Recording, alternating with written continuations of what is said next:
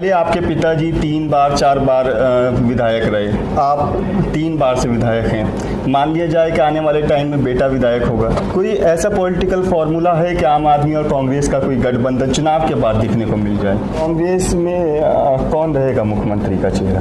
आपकी कोई अपनी निजी पसंद तो होगा कोई मुख्यमंत्री के लिए? क्या बच्ची को कह दिया तो पता चला प्रीतम जी नाराज हो गए।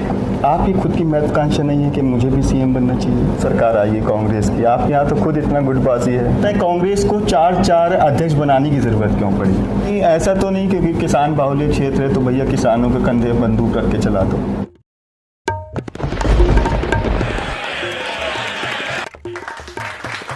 नमस्कार, मैं हूं सैफ जाफरी और आप देख रहे हैं डेमोक्रेटिक वायर का चुनावी प्रोग्राम नेताजी के प्रवचन।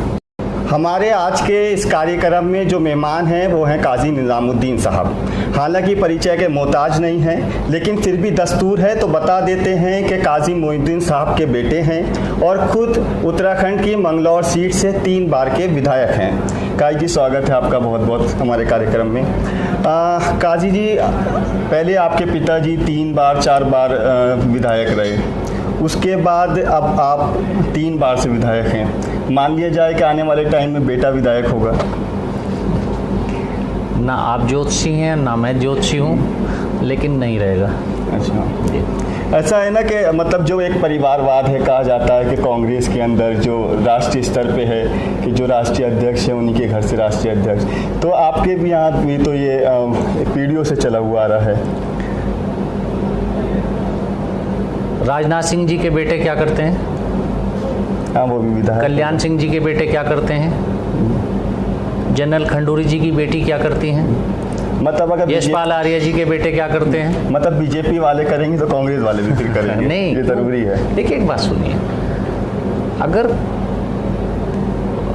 अमिताभ बच्चन का बेटा अगर उसमें कैपेबिलिटी है अभिषेक बच्चन में, तो क्यों ना वो उस काम को करे। और अगर कैपेबिलिटी नहीं है तो नहीं चलेंगे, कैपेबल हैं तो चलेंगे। तो अब अगर किसी में कोई ज़बरदस्ती रिवॉल्वर के नोक पर कोई किसी जबरन कोई तो जीत कर नहीं आता, ये तो कोई क्लेम नहीं कर सकता कि एक भी जगह कोई जबरन हुई होगी, चाहे उसमें भाजपा हो, चाहे कांग्रेस हो, चाहे कोई शरद पवार जी की पार्टी हो। सब अगर जनता जिता रही है और प्यार दे रही है और वो परफॉर्म कर रहा है जीतने वाला, तो कहाँ दिक्कत है? तो मतलब आने वाले चुनाव में फिर एक बार काजी जी परफॉर्म करेंगे कांग्रेस के टिकट पर? वो जो पार्टी निर्णय लेगी, जो पार्टी का डिसीजन होगा उसको सर्वमान्य होगा। अच्छा, चलिए काजी जी, शुरुआत करते हैं एक शुरुआत से आपकी राजनीतिक से। 2002 में आप विधायक बने, मेरा ख्याल है अगर मैं गलत नहीं हूँ तो शायद आपकी 27-28 बरस उम्र रही होगी। कैसा सफ़र रहा, कहाँ से शुरुआत हुई कि इतनी कम उम्र में उत्तराखंड की विधानसभा में पहुँच जाना विधायक बन करके? यंगेस्ट एमएलए था मैं उस टाइम, और जैसे ही विधायक बने पहुँचे तो सफ़र बहुत इंटरेस्टिंग था, क्योंकि हमको पंडित नारायण दत्त तिवारी जैसे चीफ मिनिस्टर मिले। शायद दुनिया की पार्लियामेंट्री डेमोक्रेसी के सीनियर मोस्ट पॉलिटिशियन वही थे जो कि सन 52 में पहली बार एमएलए बने थे, और हम 2002 में पहली बार हम पहुँचे जीत कर। और मिसेस इंदिरा हृदय जैसी लगभग 25 साल की एक्सपीरियंस की पार्लियामेंट्री अफेयर्स मिनिस्टर हमको मिली। इधर हमको भगत सिंह कोश्यारी जी चीफ मिनिस्टर रहे थे, वो हमारे साथ नेता प्रतिपक्ष के तौर पर थे। तो और विधानसभा में खूब खट्टी मीठी यादें हैं। खूब हम लोग अपनी बात, मंगलौर की बात, उत्तराखंड की बात उठाया करते थे। खूब वहाँ बहस हुआ करती थी और बहुत ही हेल्दी डिबेट्स होती थी। फिर दूसरी बार में जनरल खंडूरी साहब जैसे चीफ मिनिस्टर मिले, जिनका कि अपने आप में एक नाम और एक मकाम है मुल्क की राजनीति में। उनके साथ भी काम करने का मौका मिला। इस बीच में हरीश रावत जी के साथ संगठन में काम करने का मौका मिला। निशंक जी के साथ भी उनकी चीफ मिनिस्टरशिप में भी। अब 3 चीफ मिनिस्टर भी देख लिए, अब हमसे जूनियर चीफ मिनिस्टर भी आ गए, इनके साथ भी काम करने का मौका मिल रहा है। तो और उधर संगठन में राहुल गांधी जी के साथ काम करने का मौका मिला और मैं अभी भी वहीं हूँ, तो मज़ेदार एक्सपीरियंसेस है। अच्छा, आपके पिताजी भी कई बार के विधायक रहे हैं और एक बड़ा नाम उत्तराखंड की, बल्कि कहीं उस समय को उत्तर प्रदेश की सियासत में माना जाता था। कई चीफ मिनिस्टर के साथ वो मंत्री परिषद में भी रहे, मंत्रिमंडल में, और उत्तराखंड के पहले प्रोटेम स्पीकर। उनका सफ़र की कुछ जो यादें थी जो आपको आज भी याद हो कि उनका कैसा सियासी सफ़र था, कहाँ से शुरू हुआ, कहाँ पर ख़त्म हुआ? सन 1974 में पहली बार इलेक्ट हुए थे और चौधरी चरण सिंह जी के साथ उन्होंने राजनीति शुरू की अपनी। उनका टाइम बहुत अलग था, अलग लोकतांत्रिक मूल्य थे, बहुत ही लोकतांत्रिक सोच के लोग थे उस वक्त। यकीनन वो लोकतांत्रिक मूल्य आज नहीं हैं। उन्होंने जब काम किया विधानसभा में, बाबू बनारसी दास जी थे, हेमवती नंदन बहुगुणा जी थे, वीपी सिंह जी थे, इन लोगों के साथ उनको मौका मिला। पंडित नरेंद्र तिवारी जी ऑफ कोर्स, और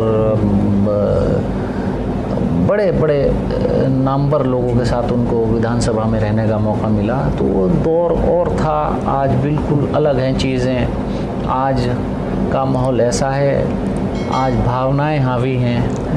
भावनात्मक मुद्दों पर चुनाव में जाने में ज़्यादा विश्वास रख रही है सत्ताधारी पार्टी, और उसी विश्वास के भरोसे वो लोग चल भी रहे हैं, उसी को वो उजागर भी करते रहते हैं और उसी के भरोसे वो लोग चुनाव लड़ रहे हैं। पहले लोग काम पर यकीन करते थे, काम करते थे, जनता के बीच रहते थे।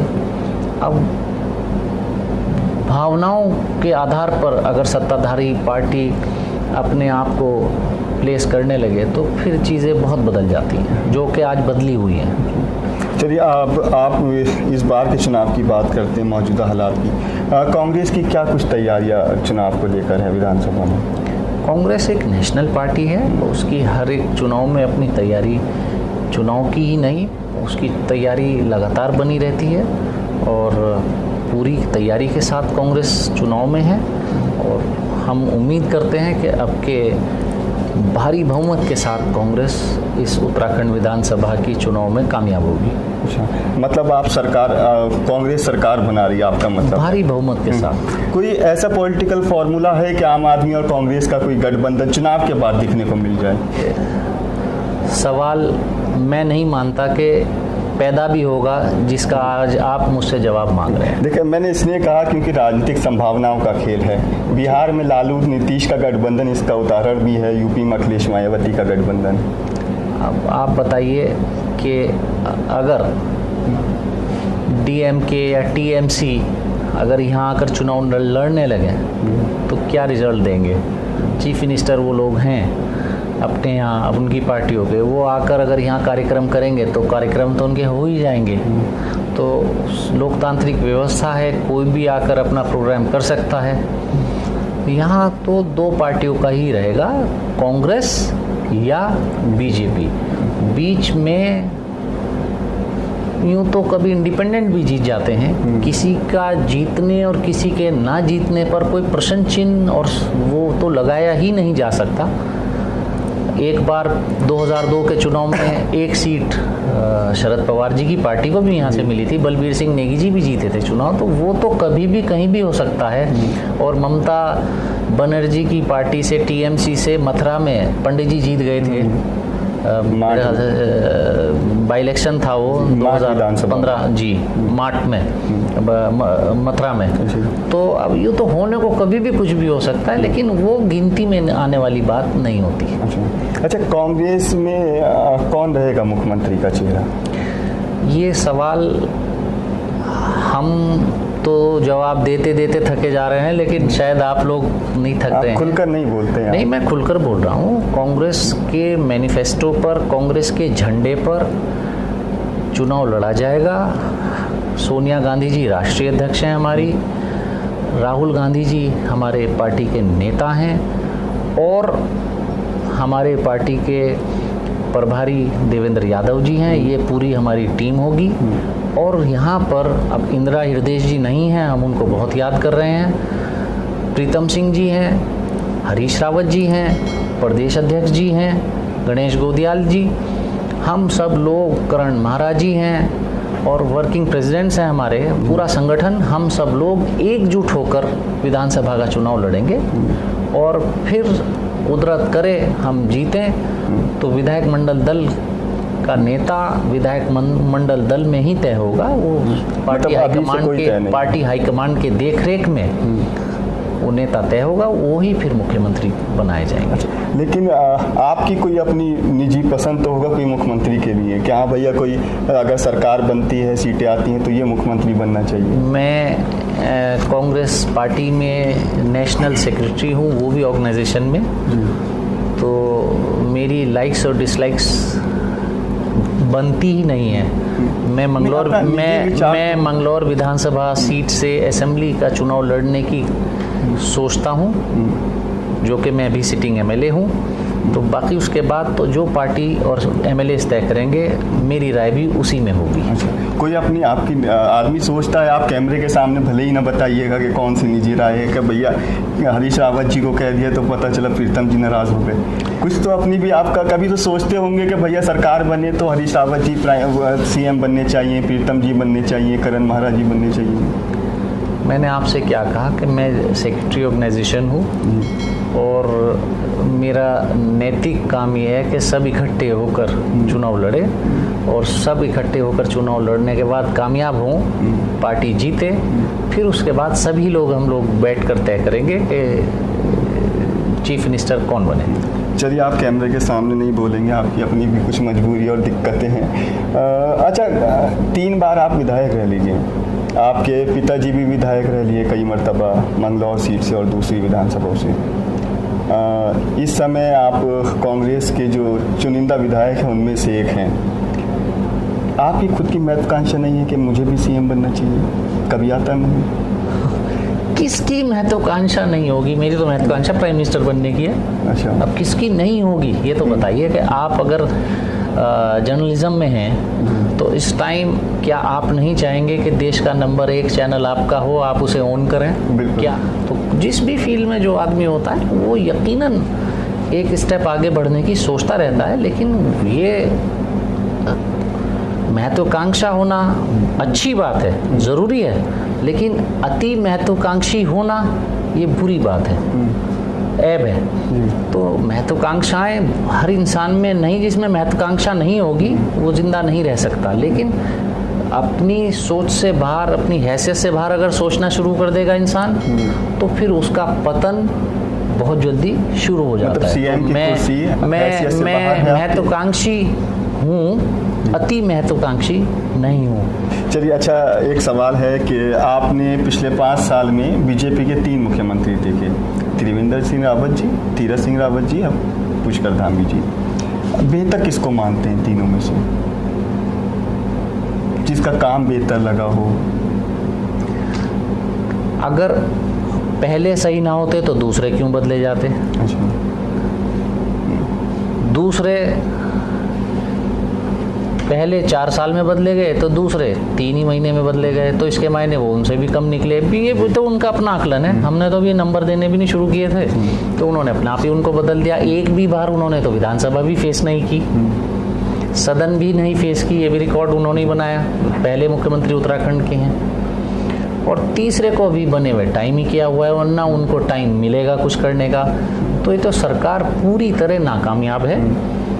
पूरी भारतीय जनता पार्टी की सरकार ने 5 साल जनता ने उनको जो भारी बहुमत से जिताया है उसको इन्होंने वेस्ट कर दिया और वो जनता उनसे 5 साल का जवाब पूरी तरह गिन कर बदला लेगी।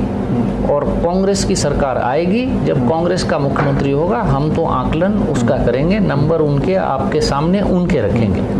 चलिए, कैसे सरकार आएगी कांग्रेस की? आपके यहाँ तो खुद इतना गुटबाजी है, एक नेता 2-2 3-3 लॉबियाँ बनी हुई हैं एक दूसरे से लड़ने, तो कैसे सरकार बनाएगी? कौन सी लॉबी है मुझे भी दिखा दें, मैं भी देखना चाहता हूँ कौन सी लॉबी है, क्योंकि आप 3 चीफ मिनिस्टर बदलने की बात तो आप कर रहे हैं, लेकिन गुटबाजी तो आपके यहाँ भी कम नहीं है ना? कहाँ? हर कार्यक्रम में आप एक बात बताइए, हर कार्यक्रम में हम सब एक साथ खड़े होते हैं, हर कार्यक्रम में हम सब लोग पूरी टीम एक साथ बैठकर बात करती है, प्रेस कॉन्फ्रेंस सब साथ करते हैं, दौरे सबके साथ हो रहे हैं, सब इकट्ठे एक बैनर, एक झंडे के नीचे, एक नेता के पीछे, राहुल जी और सोनिया जी के पीछे हम लोग काम कर रहे हैं। कहाँ गुटबाजी है? किस जगह आपने पाया कि ये गुटबाजी है? चीफ मिनिस्टर ये बदल लें अपने।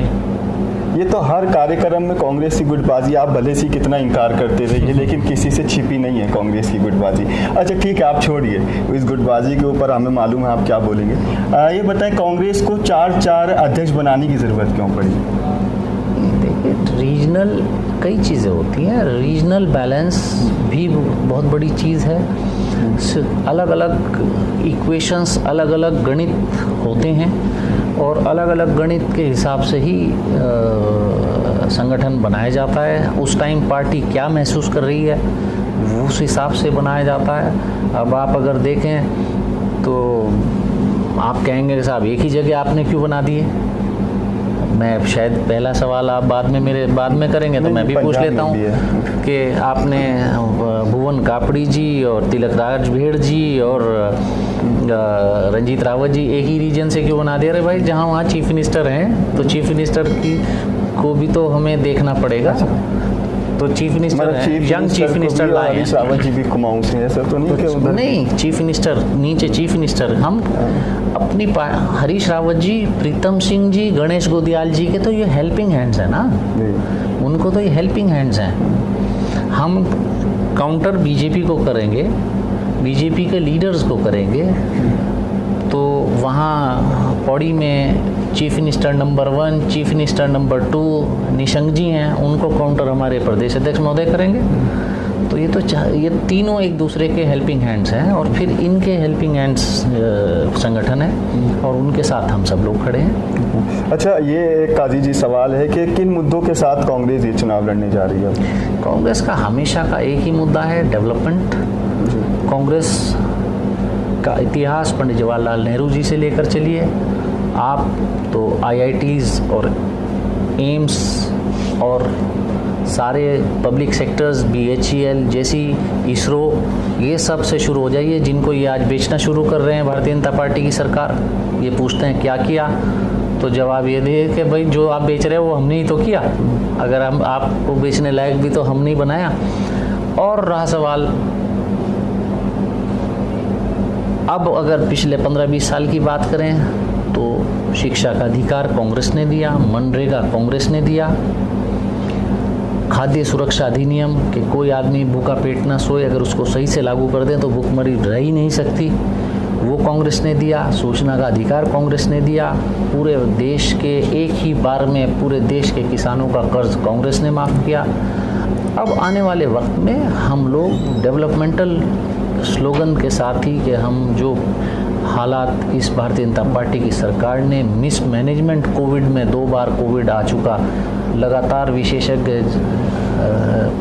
बताते रहे कि कोविड आने वाला है, राजनीतिक लोग भी बताते रहे, राहुल गांधी जी ने चेताया कि भाई कोविड आने वाला है, आप समझ जाओ, सुनामी आने वाली है।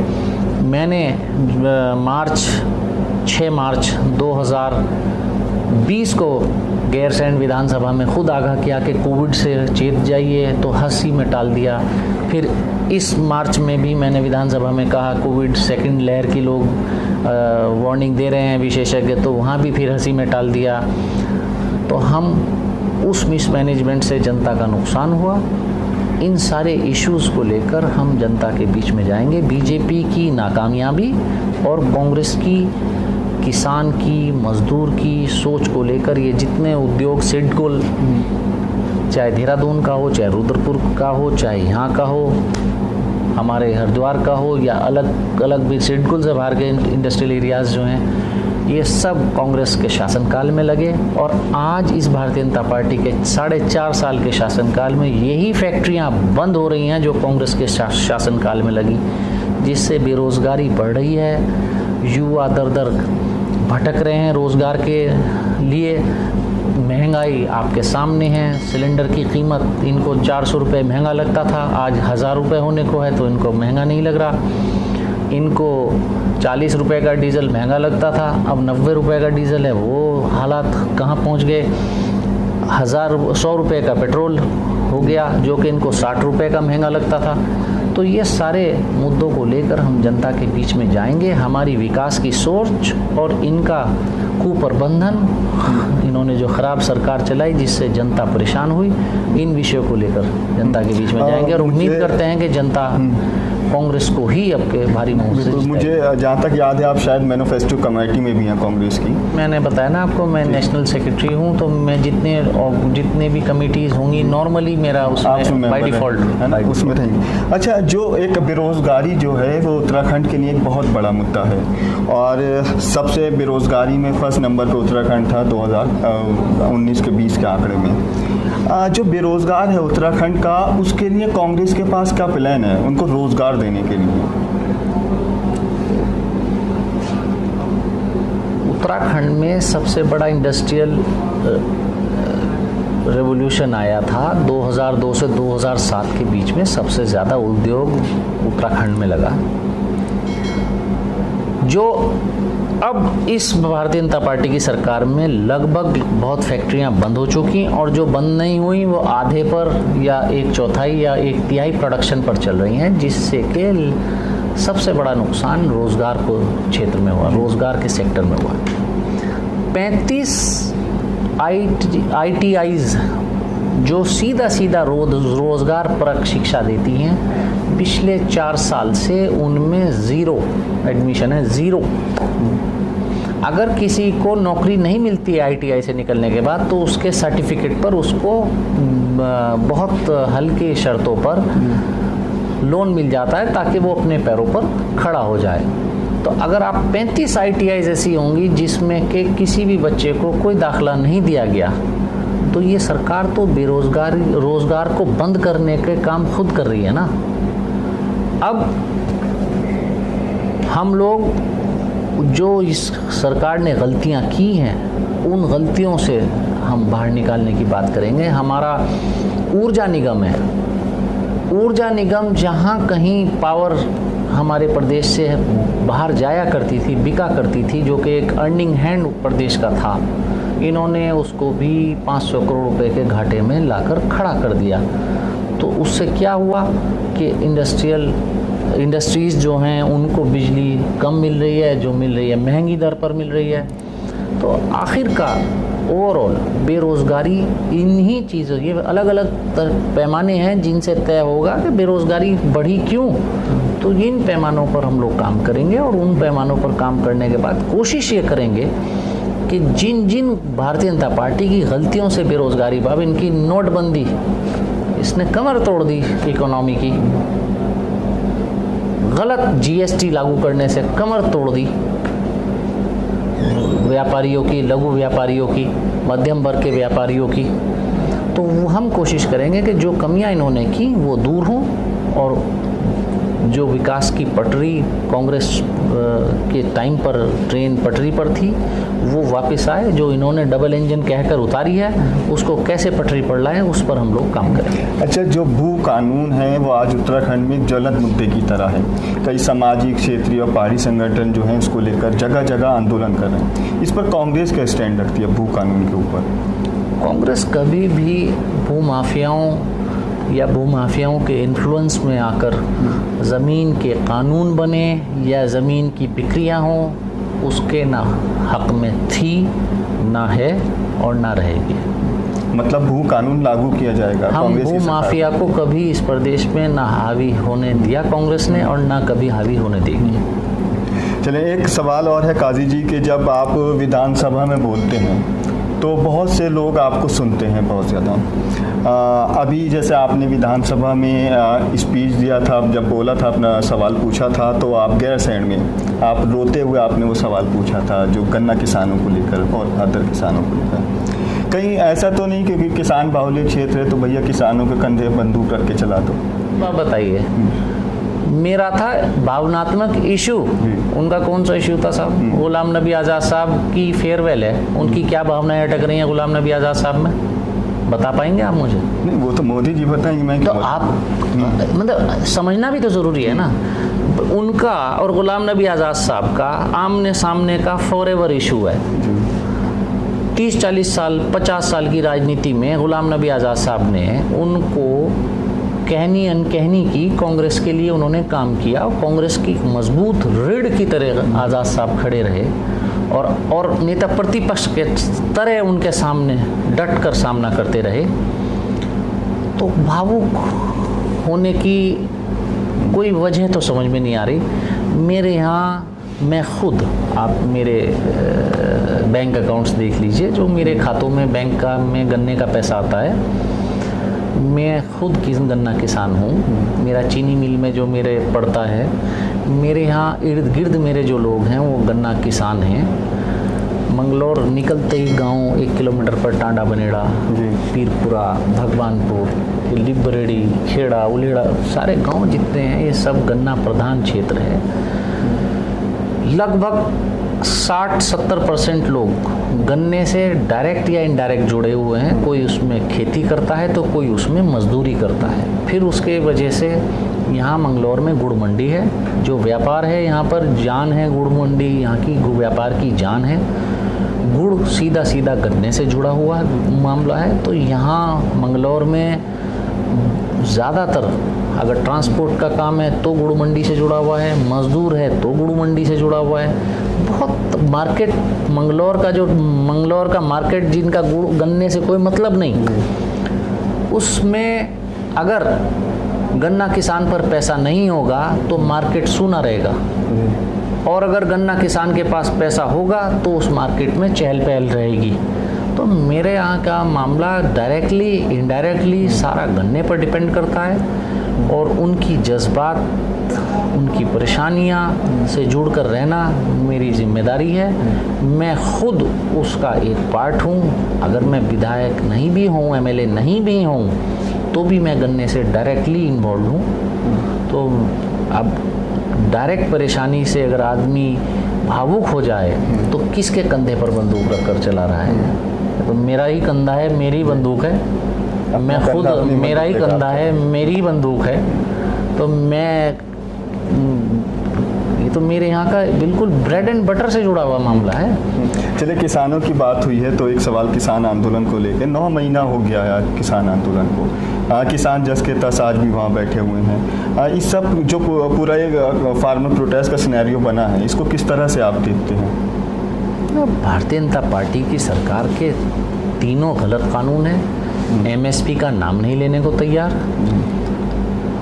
आश्वासन देते रहते हैं। कागज़ों में इन्होंने सन 2016 में केंद्र सरकार जो मूल्य घोषित करती है गन्ने का, वो कहलाती है एफआरपी। जो राज्य सरकार उसकी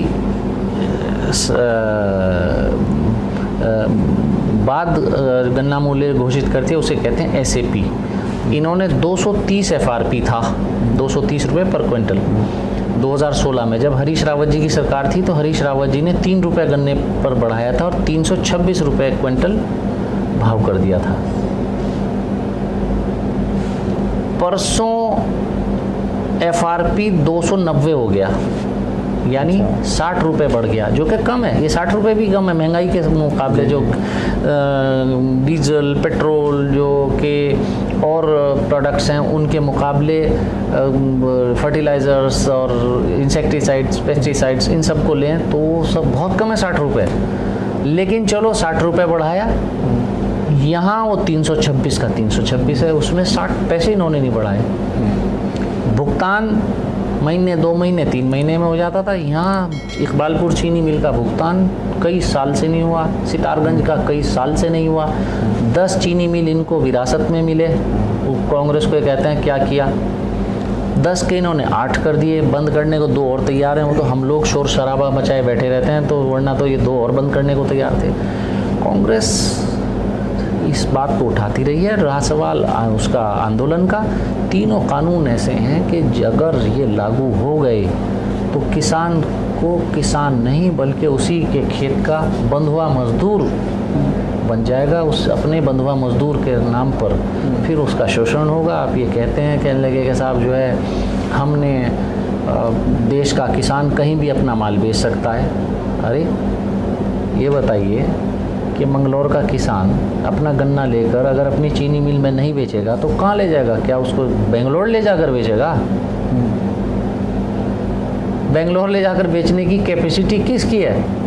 जो पूरी एक ट्रेन माल की बना सके तो बेंगलोर जा सकता है। वो तो अंबानी और अडानी के अलावा या किसी बड़े बिजनेस घराने के अलावा कोई और नहीं कर पाएगा। तो आपने किसान के लिए कानून बनाए हैं वो, या किसी उद्योग घराने के लिए बनाए हैं?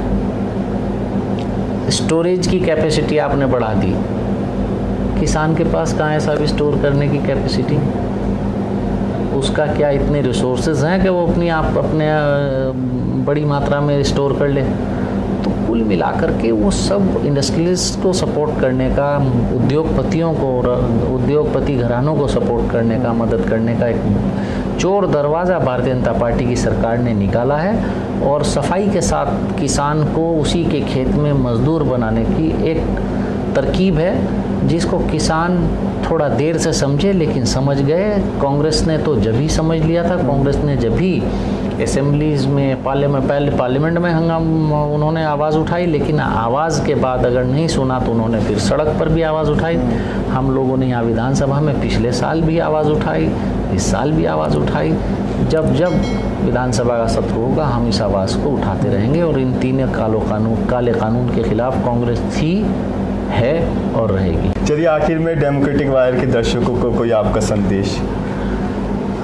बहुत शुभकामनाएं डेमोक्रेटिक वायर आपको, आपकी टीम को, और आप जनहित की ऐसे बातें करते रहें, उठाते रहें, लोकतंत्र को मजबूत करते रहें। और नाम थोड़ा आपको मुझे समझ में नहीं आया, प्रवचन तो बाबा के होते हैं, पॉलिटिकल लोग बाबा कहाँ से? नहीं, प्रवचन कभी नहीं हो सकते। प्रवचन तो हम आपके मानते हैं। प्रवचन तो हैं जो कट ना सके, जो चौथे स्तंभ ने लोकतंत्र के तो मीडिया ने जो बात कह दी है तो फुल एंड फाइनल है। आपने कहा प्रवचन बाबा जी, क्या बाबा जी भी तो सत्ता में ही है, कुर्सी पे बैठे ही? तो जहाँ हैं उनसे पूछें, हम तो, हमारे यहाँ कौन बाबा हैं। बहरहाल आपको बहुत बहुत शुभकामनाएं, और आप मेरे पास यहाँ मंगलौर चल कर आए। So nice of you, thank you very much. बहुत बहुत शुक्रिया।